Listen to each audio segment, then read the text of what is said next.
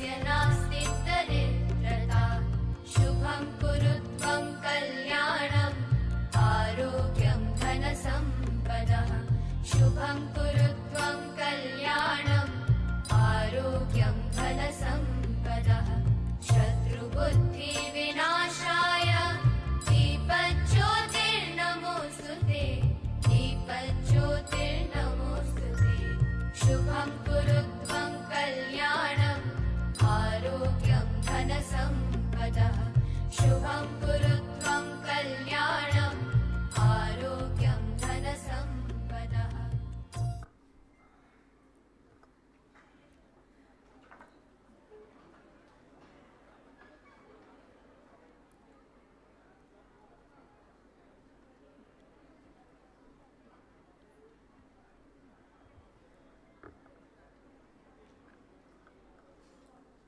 Now I request everyone to stand for national anthem.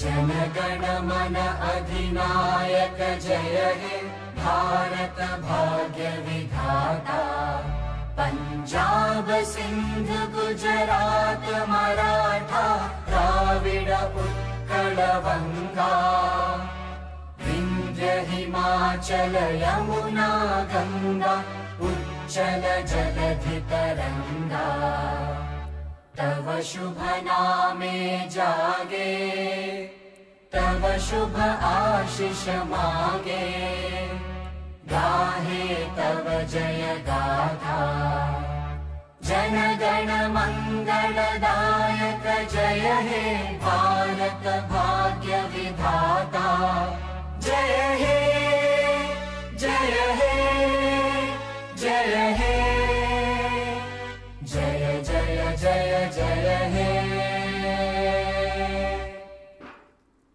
Thank you, sir. I want dignitaries to be on the dais. I request our volunteer to escort them. Distinguished Speaker, Dr. C.P. Gurnani, sir, Honorable Vice Chancellor, SOA University, Professor P.K. Nanda, sir, Professor Damodar Acharya, Chairman, AIC-Bhubaneswar Chapter, Professor Sivacharan Naik, former Professor, NIT Rourkela, and our Japan delegation, from Japan delegation, Professor Ki Yamin.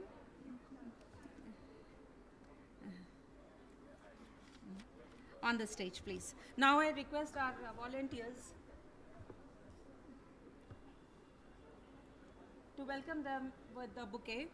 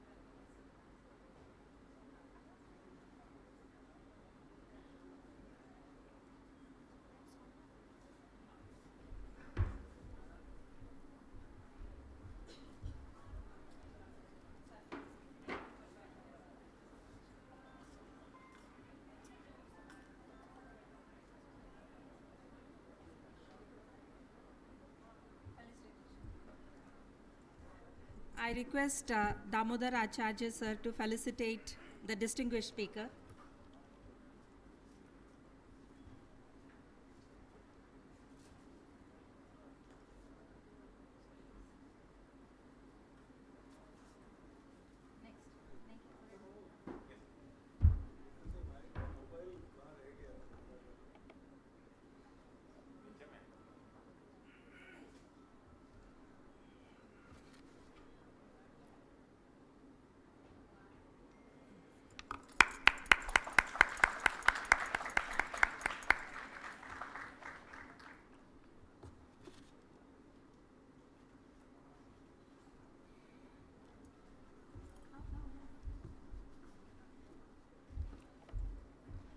I request Honorable Vice Chancellor to distinguish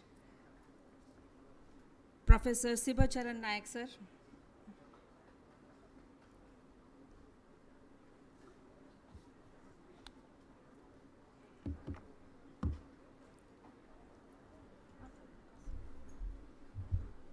I request Damodar Acharya, sir, to felicitate Ki Yamaguchi.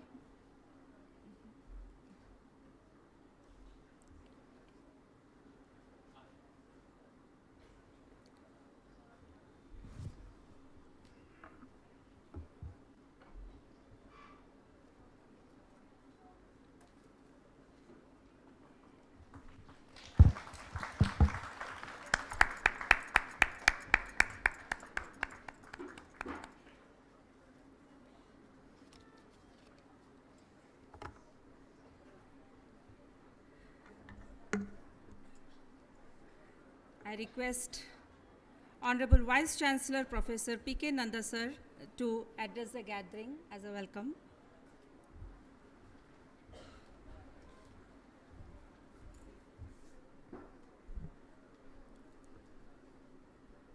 Good morning, everybody. Jai Jagannath.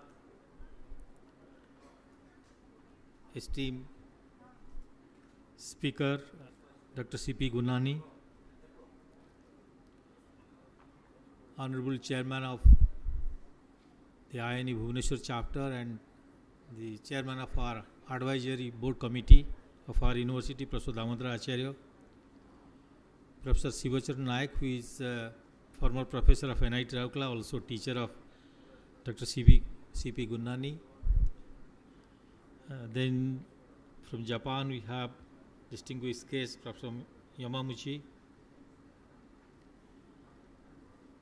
Director, Additional Dean Professor Renu Sharma, Dr. Mahato, and distinguished guests, my dear students. At the outset, I congratulate the team as well as also welcome our Chief Speaker today, who also visited our campus long back and delivered to our students, who was a very distinguished personality in the field of industry. As a university, we have grown, and this kind of lecture series is with the BHubaneswar chapter, where Professor Damodar Acharya is the chairman. We have joined our university, and AIC-SOA Foundation also joined in this kind of lecture series, and this is the 76th series. Is because of all his effort of Professor Damodar Acharya. Actually, in our university, we started lecture series during COVID. Still the series is going on, that is SOA fortnight lecture series on different themes every year. And every department of every institute also they are conducting lecture series. By and large, many are continuing, and many have come to this SOA fortnight lecture series. As a university, we have grown. Now we are offering 10 degree in 10 disciplines in 13 institutes of our different 5 campuses. We have been consistently ranked in NR ranking to be in top 25 last 10 years, and last year we are 15. And among all the institutes who participated in the ranking, we are there in 25th position. Our engineering institute is in 22nd, and 2 of the institutes are in top 10, that is Faculty of Medical Science, Faculty of Dental Science, and Faculty of Legal Studies. Our medical science is also 15th in the rank. We have currently 22,000 students and 2,100 faculty members, more than 7,000 other staffs working in different disciplines. We have 400 international students from 30 countries. And this kind of series, and we have just concluded Proxima, where we have invited 170 industry leaders from different industry, and just actually yesterday it was concluded. So now our university is focusing on industry connect and also connecting to the society, which is also the mandate of the university and Government of India's mandate. So this lecture series also will help us to understand the ethos, what is happening in industry, and the recent technological landscape. There is a transformation in technological landscape across the world, how the industry is actually undergoing this transformation and what is necessary in the industry. So we listen today to a very kind of top-notch speaker.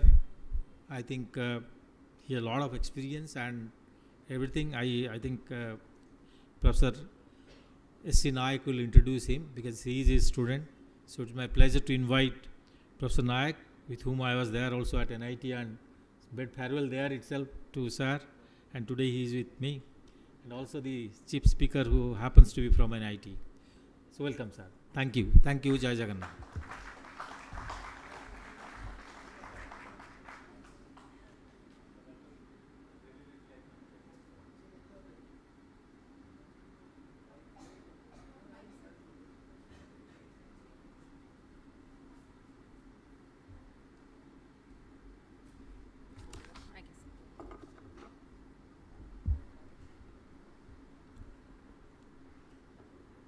Jai Jagannath and good afternoon. Respected Chairman of BHubaneswar chapter of FNAE, telling that Dr. Damodar Acharya, he is also former director of Chairman of AICT and director of IIT Kharagpur. Also, he is the founding Vice Chancellor of BPUT, which was founded in Rourkela. He is associated with many things. I don't want to tell him. Then I wanted to introduce Professor P.K. Nanda, Vice Chancellor. He is here. Then Madam Renu Sharma, she is a Professor of Electrical Engineering and Additional Dean. Now I come to introduce my own student, just like parents introducing their children. He is now Dr. C.P. Gurnani. Earlier he was known to us as Chandra Prakash. He has changed his figure. He was earlier slim, sweet, smart. I have judged him in many ways. We have a slum area, still it is there in Rourkela. Probably that is the largest one in Odisha. We are doing some work there through Rotary or Lions, and he was always associated with us. He picked up the social service along with his work. He left us. Then I met him a couple of times in the airport. Then just before COVID, in Rourkela, we are planning for an international conference. It so happened I was not allowed to go there because where I was staying, that is a very elite campus, so we are not allowed. Rather, we lost 3 persons. Now, there we met only, we talked also all that. He told, sir, you have become very fat. I knew I was at that time. Now, this time, on 3rd February, I met Professor Acharya. After that, I thought, we have also many persons, but 2 distinguished chemical engineers came to my mind. First was C.P. Gurnani. So on 5th February probably, I sent a message to Dr. Acharya. Then everything was done. Now he is associated with so many. In addition to that, Tech Mahindra he took over 2009 probably. Probably he still associated but not actively from 2023, but with many things. I only want to tell 2 things and then close it. Titli, am I correct? There is a Titli NGO. He along with his wife Anita, I think, not anybody else's name I am taking. Okay, Anita. Then there is another deemed university. That is Pralaka, correct? That they have established. I think when he came to us, he was born, I think, on 19th December 1958. 3 years before Goa was born. But he left a good impact in AIC Rourkela at that time with his work. I wish you and all there all the best in life. I am going to score 10 years, I mean century only after 10 years. But I think after my century, you stay 10 more years and do well. Thank you, all of you. You are 5 of you there. And I thank you, all of you. Thank you very much. And thank you also very much for your kind hospitality, which I don't deserve. So much hospitality. Thank you. Thank you, sir, for your inspiring words. Now I'd like to invite Professor Damodar Acharya, sir.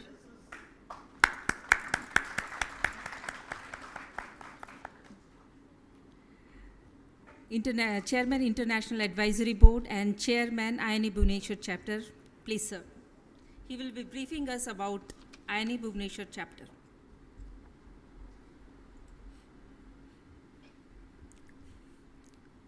Jai Jagannath. Very good morning to all of you.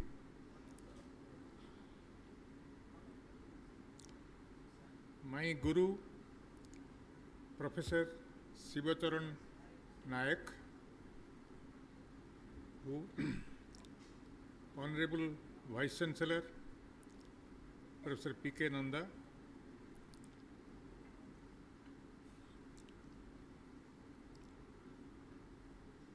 Chief Speaker of this day, Dr.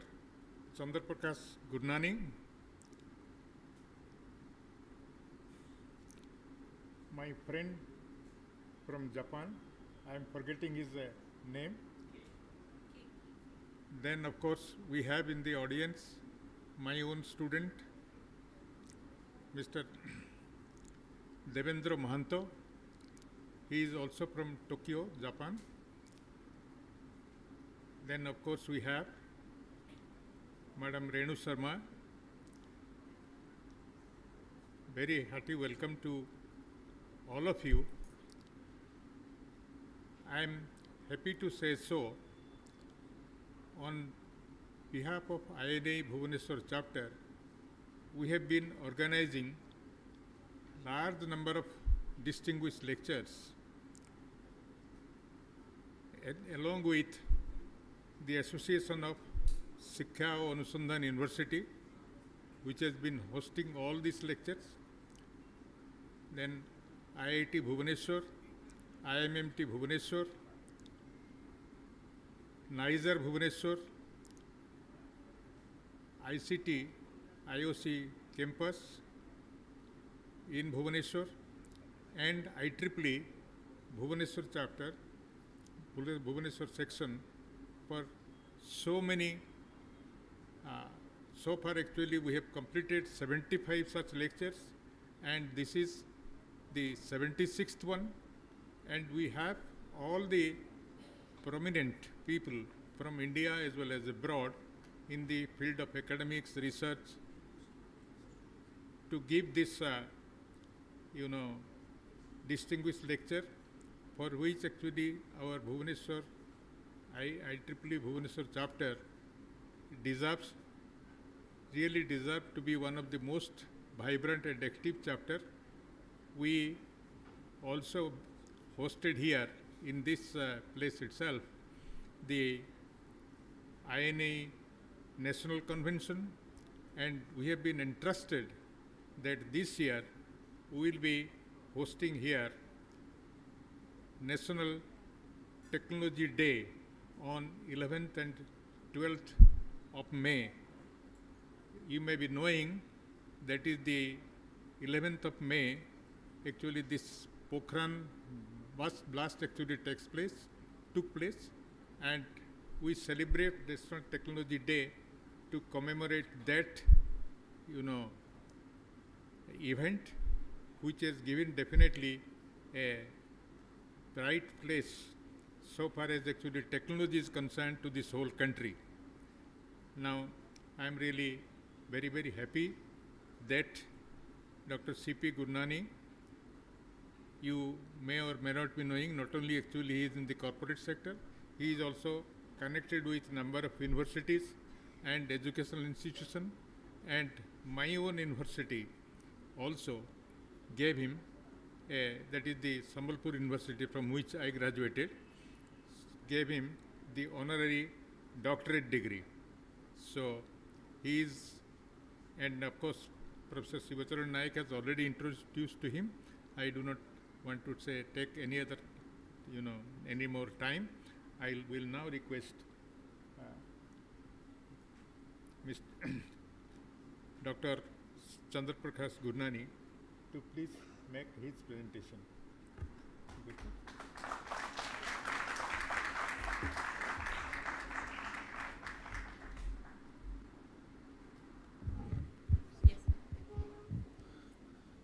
I have taken the permission from Professor Nanda to step out of the podium here and talk to you instead of giving a presentation. By now you know that the main charm of coming here was not to meet Manoj Naik or to meet Professor Nanda. I just want to make a confession. It was really because I missed the birthday party of Professor S.C. Naik, who were in a way, my coaches and guide, both he and his medical doctor wife. They were the ones, for this young person, when I was 17, when I went to Rourkela, they welcomed me in their houses. They welcomed me into the society because Professor S.C. Naik was a very, very well-known figure in Rourkela. He was a prominent Rotarian, he was a prominent professor in the university, and he was also well connected with the local society there.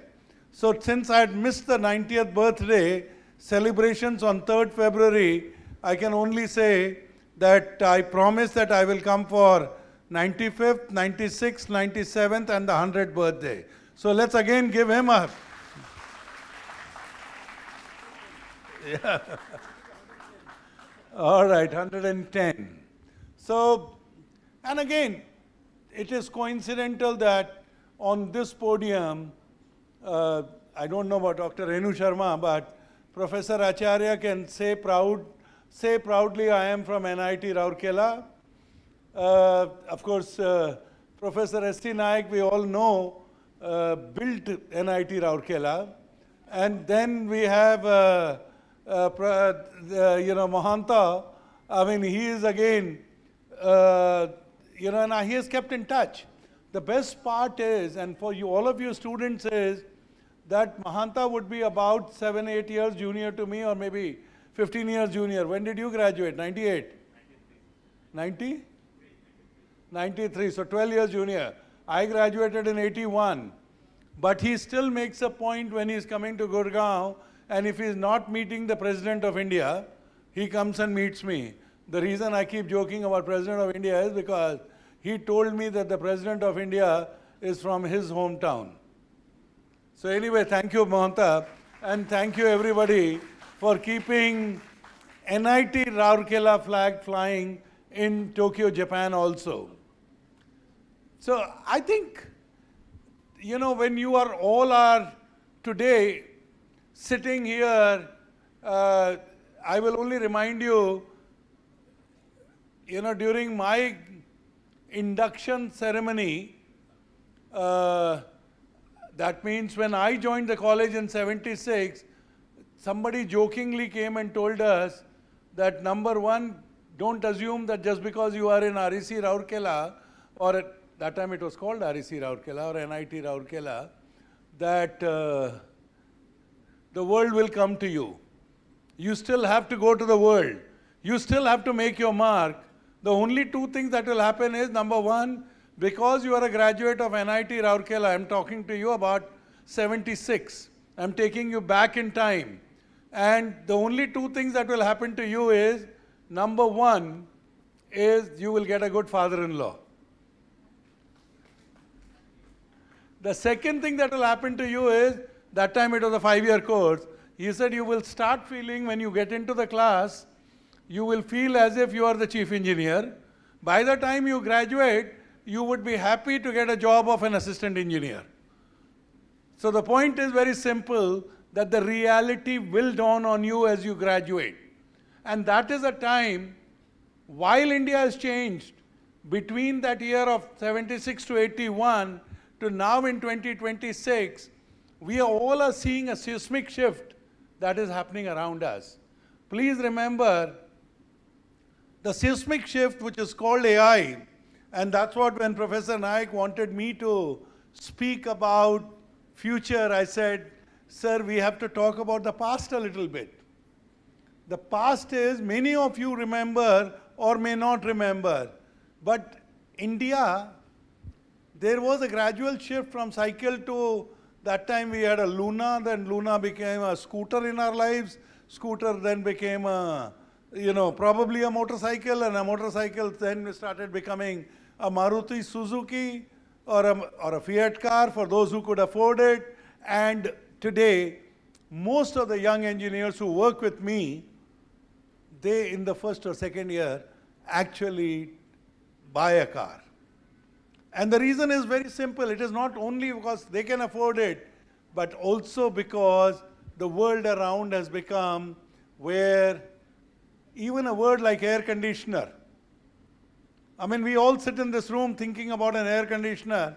We take it for granted. Do you know in 50s, there was no air conditioner.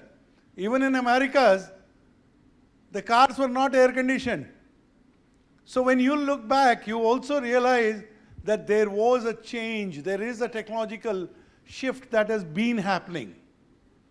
Some of us may remember that your parents had a rotary phone. Which, when did it become a cellular phone?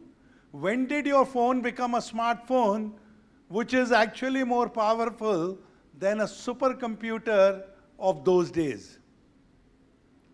Most of us, even today, carry a smartphone, but we use it to watch Instagram or Reels or, whatever. I mean, there's no TikTok here.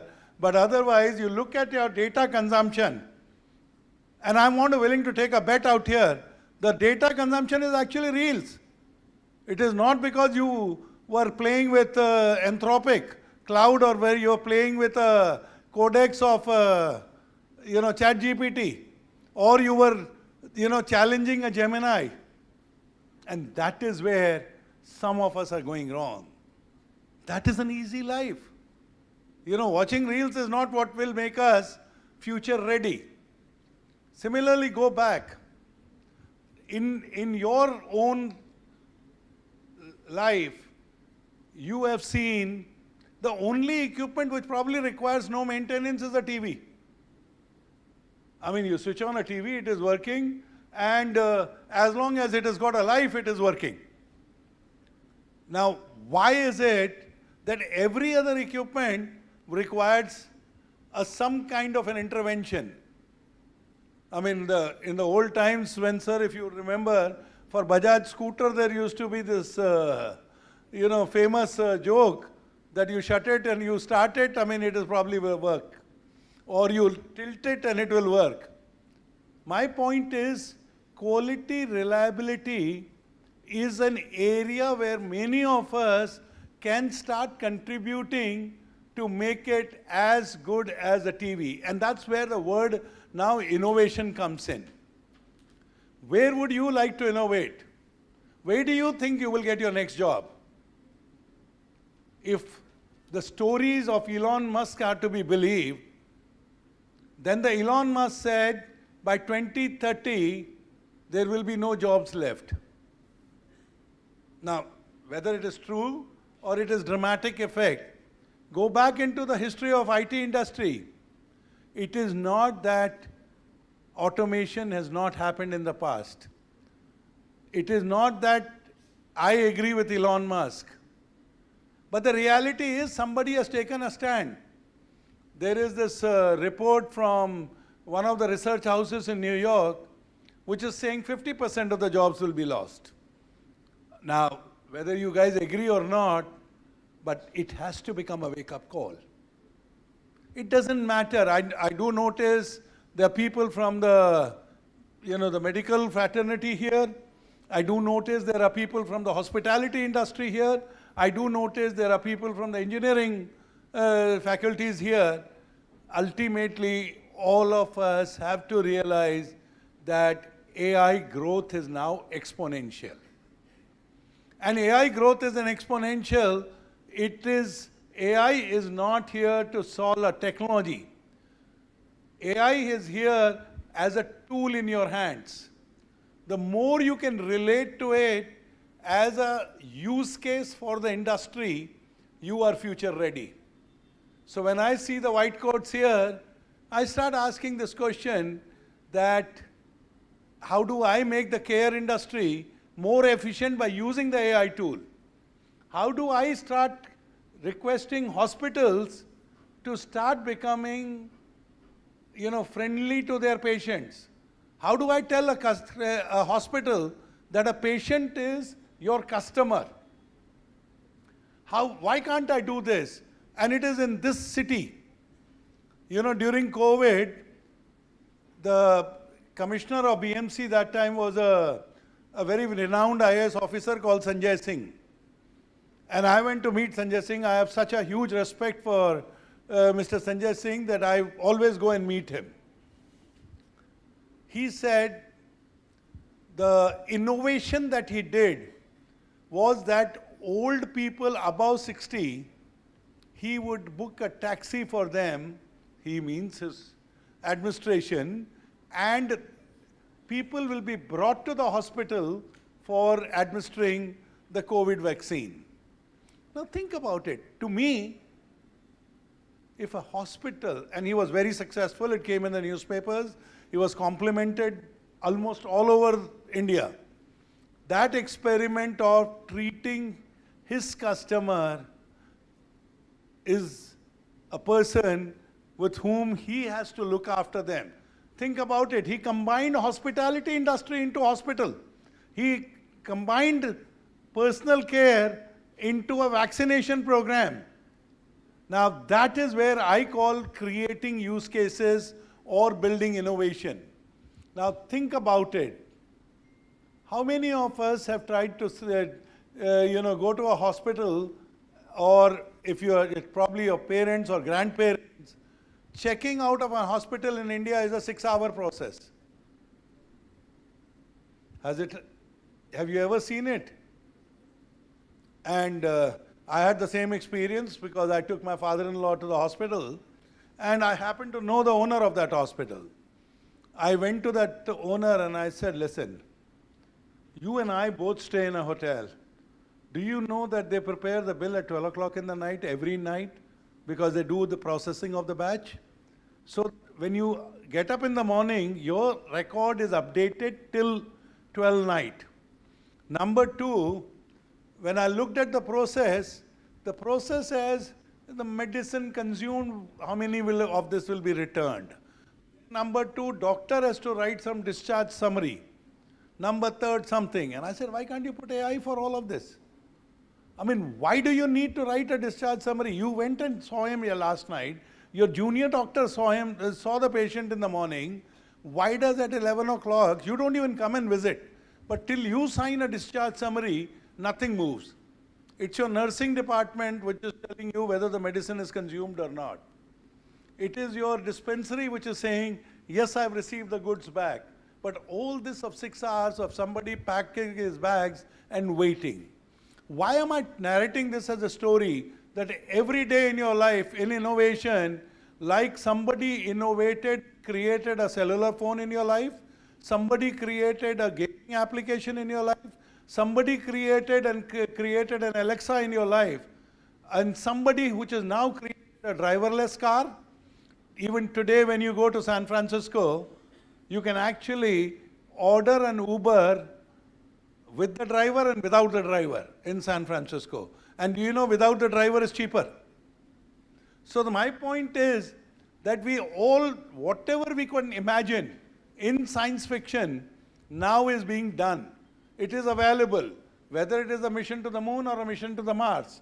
That if somebody is talking about, in another 30 years, that there will be a colony in the Mars, it may be possible. At least you will be there. I mean, even Dr. Naik, after 110, may decide that he will extend his life further because he will go to Mars. So all I can tell you guys is that I can go on and on. The change is exponential. All of us have seen the change in our lives. You are the same people who go to the airport and see something called Digi Yatra. What is the Digi Yatra? Have you ever imagined that the number of processes a Digi Yatra touches? Think about it. Your ticket is now electronic. Your face is being recognized. How many of you have used Digi Yatra? At least 31 people have used. The rest 131 people are thinking. Okay, so let's go back. Why am I saying complexity of the problem or a workflow? In IT, we use everything in flowcharts and workflows. Think of the flowchart. There was a CISF guy who used to look at your identity card. There was a guy who used to look at your boarding pass. Then there was a guy where you stood in front of a machine, put your PNR number. Then there was a third guy who used to look at it before you came to the conveyor belt. Then at the conveyor belt, another one. So there were like 10 people who looked at your face and your this thing. And ultimately, it was a Ministry of Home, Ministry of Travel, Ministry of Airport, all of these involved. They all had to sit together and they said, yes, our system is sophisticated enough where my face can be used as a recognition. If it can happen there, why not in 100 and other 50 applications? That means there's no role of security guards anywhere. Now, can you think about it that in your lifetime, you may see a situation there is no role of security guards which will ask you for an identification. I'll give you another use case. In the company that I work for, a hotelier came to us. He's got these 3-star hotels or 2-star hotels. Average room rent 3,000 rupees. And he said, my biggest cost is manpower. He said between the 10 o'clock to 8 o'clock in the morning, 10 o'clock to 5 o'clock in the morning, check-ins are almost zero, but I have to keep 3 people out there. Receptionist, housekeeper, plus whatever. And he said, my average room size is average room number is only 30, 35. He said, how do I solve it? I said, the whole world in COVID worked on Zoom. Why can't your your guest check in on the Zoom? He said, what do you mean by check in on the Zoom? I said, yeah, go check in on the Zoom. Put a call center with 3 people, which will manage all your 15, 20 properties. The person comes in, he likes on the mobile phone, you give him an access code which allows him to get inside the hotel. Then he comes in, the Zoom is on, the Zoom connects to the call center. You ask him to pick up a key of 121, room number 121. The guy goes there and he checks in. He experimented, it worked beautifully. All it did was Zoom camera, Zoom application. I didn't even write a new application. He was narrating me an incident. He said, one day, one guy was shouting like mad because he went up to the room 121, came back and he said, there's no dental kit. He said, 3,000 rupees mein tumko dental kit denge. But anyway, I mean, he probably was used to some 5-star where they gave him a comb and a razor or whatever. Or maybe he also was from Japan. They give everything, in the car also. So this one is only hotel, right? So, but Japan, they take money. It's not that key. They give it to you in 3,000 rupees. So anyway, the guy who was sitting in that call center in the Zoom, he was so smart. He actually ordered, sir, why don't you be comfortable in your room? In 10 minutes, I'll take care of this. he had a Blinkit guy come and deliver in 10 minutes that dental kit. Now, dental kit cost would have been 60 rupees. He would have had to talk to the driver to give him access, take him to room number 121, but it is where the humanization of AI. AI was Zoom, but the humanization was that individual who said, 100 rupees if I spend, even if I spend it from my pocket, it doesn't matter. But I have to keep a customer happy. And obviously the owner was so happy that he gave him another 3,000 rupees. But that individual has become now the case study in that particular person, that tools are here, they will make you better, but if you humanize it, you will make it even more better.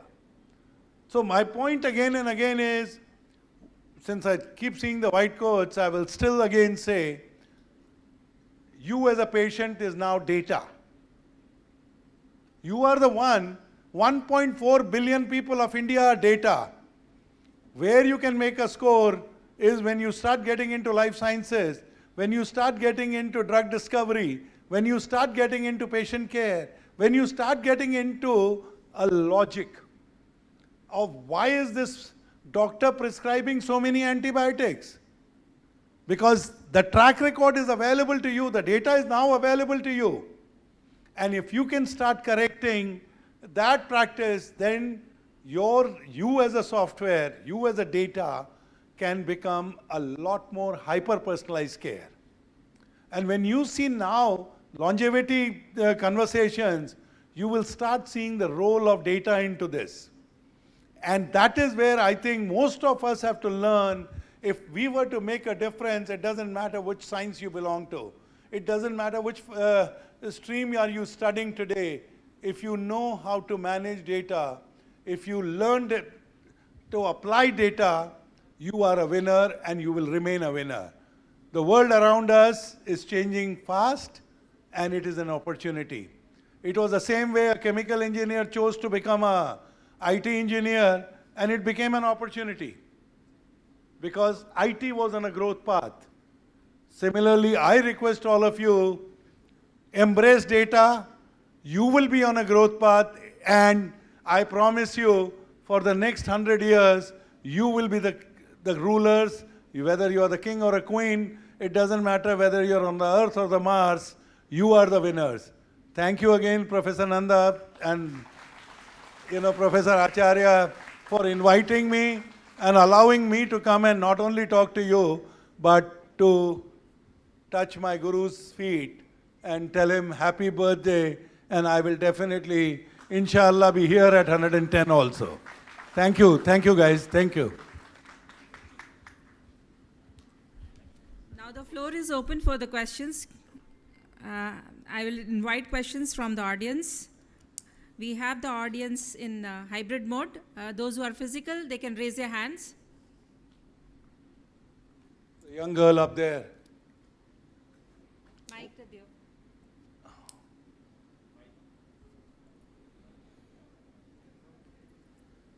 Idhar aaja, beta, you can use this mic. Sir, here it is.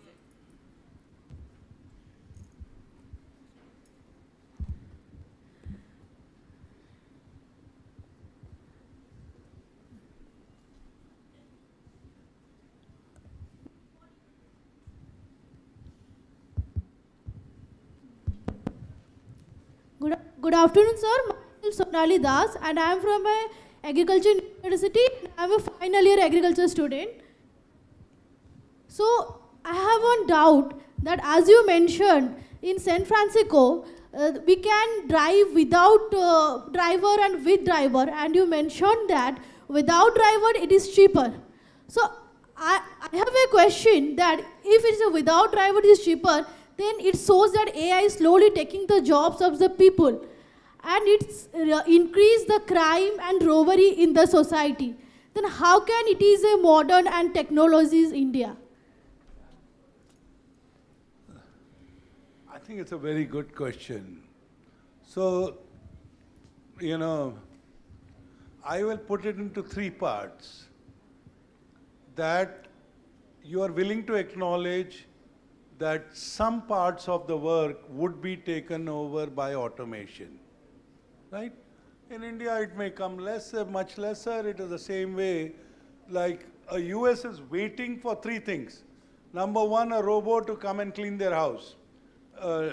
And so they have one dishwasher, they have this robo cleaner which goes around their houses, but they still believe that it doesn't get into the nooks and corners that it wants to. So they want an individualist. Number two is, remember in Western world, there is a challenge called loneliness. So they always go and get the dogs or the pets, whoever wants it. But now they're looking at robotic dogs which are more furried, but they are not, Similarly, the third part of it is, I would pay is that loneliness extended into finding a purpose. Because you can find money, but you have to find a purpose. Now for that, I think again, the people around us have realized that they will find opportunities. Now this is where I want all of us to be realistic. Realistic is, yes, 50% of the jobs will go away, but the 50% new jobs will also come in. And do a brainstorm here. If I have time, what will I do? I'll go on holidays, right? If I go on holidays, what will I do? Obviously, then that means hospitality is a good industry to be in. Number one. Number two, I said humanize. That means anything which has got customer care or caregiving or, looking after people, I think there is a great opportunity. Number third is creativity. Number fourth is innovation. Number fifth is hybrid between tools and this. As long as you find your own passion, you find what interests you, I promise you tools you have to use, tools should not be using you. Thank you, sir, to making my doubt clear. One more question I have. As the first you have started your lecture, you mentioned that we are much more interested in Instagram and somehow we are wasting our time. But as we saw that nowadays Instagram is the best platform to promoting and marketing. So if the mic is not working. Hello. If the youth and the people will stay away from the Instagram, how does the marketing and how the marketing will grow? I'm not denying the fact, and it's a beautiful question. It's only one way of looking at it is that I know that is why Modi ji called all the influencers and gave them awards. Modi ji was clearly, conscious that either you meet Babajis, which depends on whichever Baba, or you meet the influencers because they have a, influence on the people. Now, do you agree that Babajis should be, should behave like gods? No. Okay, it can be a matter of argument. Somebody would say Babajis are required because they provide a psychological filter, they give you right advice. Can be a good guide, but can be a god. In my perspective, I think. Okay. Again, as I said, everybody here came and I also went and prayed to Lord Jagannath. Right? So we all believe that there is a God. Right? And people, whether they are called priests or anyone, my point again is coming back to influencers. Okay, the influencers have a job to do. The job is to try and sell you this particular piece of garment or this particular piece of clay or this particular piece of powder. Now, it's up to you. Whether you want to keep listening to the powder story, I promise you, the day I said I want to reduce weight, since then the pop-ups of all the reels are looking at my GLP-1, some Monjaro or some Ozempic. They're all trying to sell me the same drugs. Now, I don't know whether these guys are qualified to sell me those drugs, but all kinds of influencers are right now trying to sell me how to lose weight. Now, should I start listening to them or should I go to the doctor? You should go to the doctor. Thank you. I'll go to the doctor. Thank you, sir. Good. Any other? Yeah, here is one question. In this, yes, you can take up. Jai Hind, sir. This is Manish here. Sir, Jai Hind, sir. This is Manish here. Since you emphasized on, sorry, I had to hold. Since you emphasized on the medical industry, I just wanted to ask how we can be. This is imminent that we will use AI in medical industry to whether way to detect frauds or things like that. But can we train an AI to take responsibility as a head doctor does? Whenever some malpractice is there, or the head surgeon, he has his responsibilities very clearly taken care of. He's the person who is he's the person who is responsible for an operating room. So can we, how do we shift the responsibility of a trained individual, a trained personnel to AI? That's it, sir. Thank you. So Manish, जब तुम गाड़ी चलाते हो तो उसको क्या बोलते हो कि वो डेथ मशीन है? No, sir. बट है ना डेथ मशीन? Yes, sir. तो इसी तरह से Yes, sir. एआई को रिस्पॉन्सिबिलिटी दोगे कि ड्राइवर को दोगे? The driver, sir. तो बस तो आंसर दे दिया तुमने. Thank you, sir. Sorry, I have a question. This was Hindi. Okay. Sir, good afternoon, sir. हाँ बोलो. Sir, good afternoon, sir. Myself, Saswat. क्या sorry, what's your name? Sir, myself, Saswat. Sir, as you mentioned, everything is shifting, and now we can see that India as a country is also shifting from IT services to AI-driven economy. So, as an engineering student, what fundamental or foundational skills shall we retain, and what new skills shall we add so that we can humanize the AI and use it as a tool? So, you know, there are different ways to look at this question. One is, you know what you are good at. Go back into the fundamentals. So I'll give you an example. I trained under Dr. S.C. Naik to be a chemical engineer. And one of my thesis papers was coal gasification. Now today, when you look at all the challenges that the world is having, I mean, in India it's got, I mean, you know, you're sitting in Odisha, Mahanadi coal fields. You go to Chhattisgarh, you have coal fields. You have Dhanbad, you have coal fields.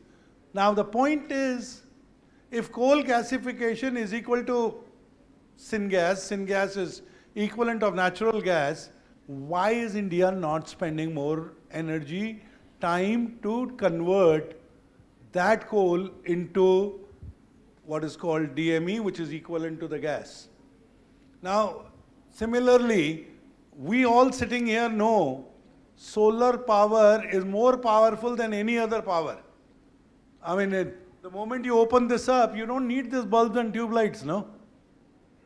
So my point is, as long as you have an analytical mind, as long as you have a mind which says every problem is solvable and this is a different way of solving a problem, what we call as alternate thinking or what we call as critical thinking, I think that is the fundamental skill that you need to develop. Every problem has got multiple solutions. You do it on your personal life. If you have to go Bhubaneswar to Cuttack, you will say, if I go at 11 o'clock, it takes me 2 hours. If I go at 4 o'clock, it takes me 3 hours, and so on and so forth. And then you decide whatever is the right path. But when it comes to business, then you become a tota. Because somebody else tells you to do this, but you want to be treated like an engineer. I think you should be treated like a clerk. Because somebody told you to do something and you did it. The moment you change your mindset to become what I call extreme ownership, what I call critical thinking, and number third is apply data and humanize your decision making, you will do good. It doesn't matter what profession you choose. Thank you, sir. I have a question. Good afternoon, sir. I'm Manish Prakash. I'm a pre-final year computer science student. So, what are the biggest architectural or cultural bottlenecks in preventing legacy businesses from to get started and integrate AI into their core operational workflows? Is it the lack of exposure or any kind of fear? So Manish Prakash, it's a difficult to answer. So I'll give you the reason. Depending on the size of legacy business. For example, there are 3 businesses which are antique. I call them antique is because the businesses are old. Number 1 is transportation, whether it is an airline or whatever. Similarly, the business of running a healthcare hospital. Similarly, the business of insurance. I'm just giving you 3 examples. The systems that they run in, I mean, I remember I told you that your smartphone is more powerful than the Cray supercomputer. Yes. Some of these are still running on mainframes. Why? Because when you have a $150 million bird, which is almost 1500 crore rupiah, then you start saying, yaar, ye chota sa software change karunga, kahin dikkat ho jaye to. Maybe the cost of running it is $2.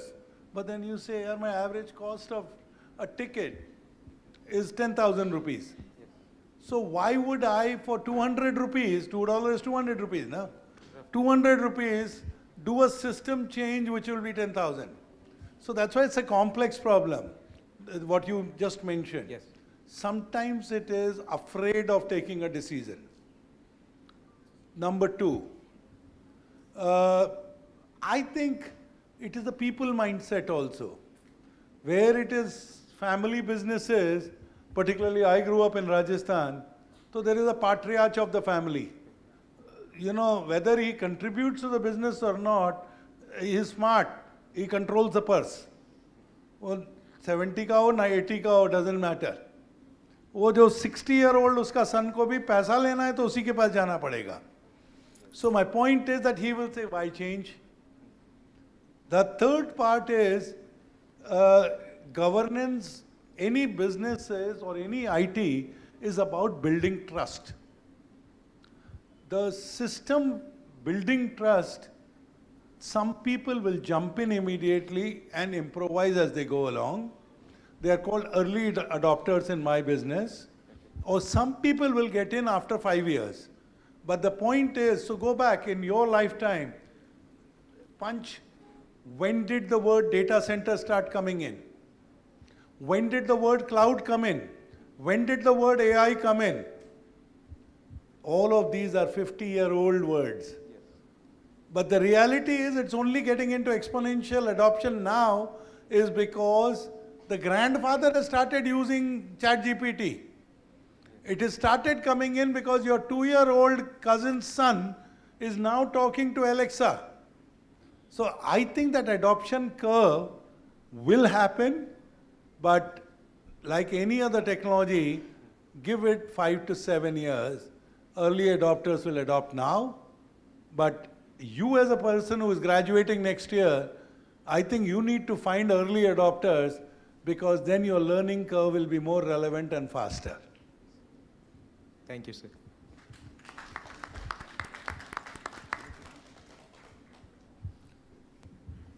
Good afternoon, sir. First of all, thank you so much for this amazing session. I am Shilpa Mohanty, a research scholar. So my question is, how would you address to this thing that when the future societies develop emotional relationship with AI, because this is something which is developing, so do we not think that AI is taking over the relationships as well, the social relationships, which is very integral part of human? Don't, so I'll give you, my previous job when I was a Tech Mahindra CEO, I had 168,000 employees. And out of them, about 35,000 were BPO. Now, on the BPO, I tried introducing the emotion of the BPO technician when he was talking to his customers. I mean, it was very accurate. I mean, you could say the guy is angry, the guy is this, the guy is this, the guy is that. And it was coming from the machine. But my question was to myself, and this I'm talking now, is that it is readily available. your mood, your heartbeats, your emotions, and how you relate to it. So my feeling is that, again, use it to your advantage. And I'll give you another example. So I met this young research scientist in Bangalore. She developed this AI tool because she had an autistic child. And she developed that tool because she realized that in a pattern of a day, there were certain hours when her autistic child was willing to listen. Certain times he was not willing to listen. So by putting in those sensors, she was able to predict when is the right time to improve him. Now my point is, yes, there was an emotional part to it. Yes, there is sensitivity to it because now you are interfering with a human cycle. But was it not for the good? And that lady, when she met me just a few weeks ago, I said, I wish I could do it on every driver in the country. I wish the system shuts down, takes you on the side, and otherwise you look at the number of accident deaths. So my again request to all of you is, technology gives you an power to make it work for your good. And if they are developing a competence, think of the positivity out there. Think of the glass half full, not glass half empty. Excellent. Thank you so much, sir. I would like, sir, to take the seat so that... So thank you, guys. Thank you. Now it's time to propose the vote of thanks. Respected distinguished speaker, Dr. C.P. Gurnani ji, Honorable Vice Chancellor, Siksha Anusandhan Team to be University, Professor P.K. Nanda sir ji, Professor Siva Naik sir, Professor Jyoti Ranjan Das, Professor Damodar Acharya, esteemed members of INE, faculty members, researchers, students, ladies and students. It's my great privilege to extend a vote of thanks on this behalf. Why I am here is known to you, that today the program was phenomenal, and the contributors or the co-partners are Siksha Anusandhan University, AIC-SOA Foundation, and CSR IMMT Bhubaneswar, IIT Bhubaneswar, NISER Bhubaneswar, and IEEE Bhubaneswar section. First and foremost, I would like to extend my deepest gratitude to our distinguished speaker who took out time. Whatever the reason may be, we learned a lot from you, sir. Thank you so much. Thank you so much for giving an insightful lecture on service economy to innovation economy. The topic itself is vibrant and very much touching to today's India's AI movement. Sir, your thought on how the India is transiting towards innovation-driven and AI-enabled economy have provided us with the valuable perspectives and inspiration. I would like to express our sincere gratitude to Honorable Vice Chancellor, sir, Professor Damodar Acharya, sir, who is the chairman, INE Bhubaneswar chapter, and Professor Ki from Japan, and Siba, sir, for giving a wonderful introduction of our distinguished speaker. I would also like to extend my thanks to Professor Manoj Naik sir, the President of SOA University, Professor Manas Kumar Malik sir, a silently working person who is the main driven and the main backbone of this program. I thanked him so much. Thank you all, the deans and heads who have sent their future generation to interact with the leader of the era. Dr. C.P. Gurnani, sir. Thank you all for joining us. Jai Hind. Now I'll request everyone to stand for SOA anthem. Thank you so much.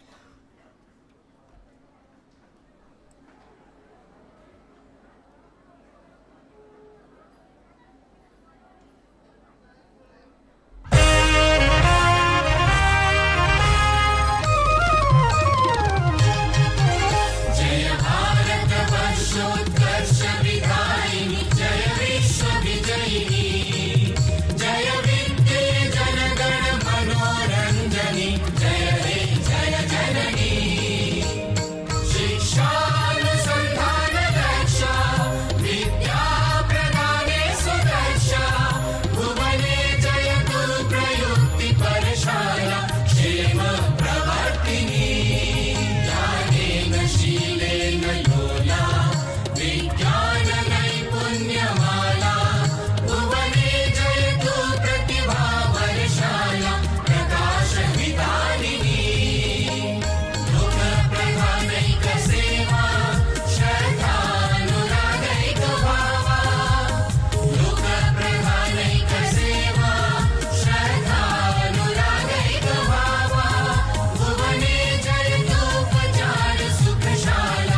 क्षमप्रदायिनी जय हे जय हे शिक्षानुसन्धान जय हे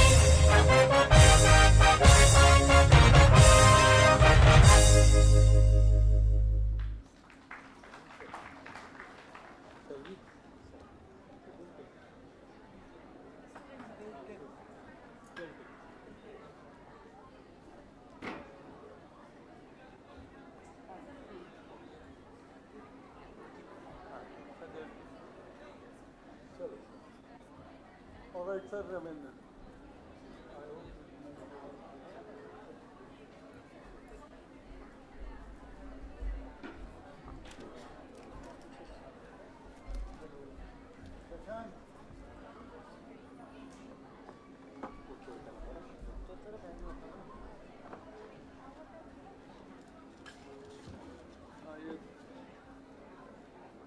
क्या मैं उठाऊं क्या करूं? हाँ अच्छा